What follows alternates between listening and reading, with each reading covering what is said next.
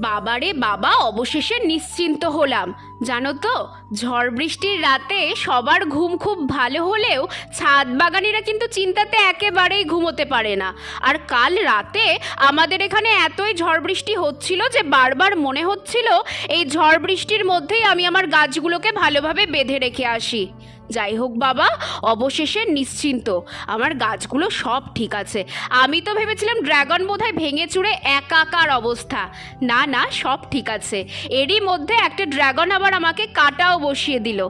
আর এখন সকাল 9টা বাজে বলে পুর্তলিকা ফুলগুলোও কিন্তু ফুটতে শুরু করে দিয়েছে, দেখো। আর সেদিন যে নীল জবা গাছটা লাগালাম না, একেবারে লেগে গেছে। গাছটা ঝাপড়া করার জন্য আমি এখন থেকেই কিন্তু ডগাগুলো ভেঙে দেব। এ বাবা, এই পিওনি গাছটা আবার কি করে মারা গেল? ধুর, ভালো লাগে না। এদের এত ভালোবাসি, তাও এরা আমার কাছে থাকতেই চায় না। ধুর।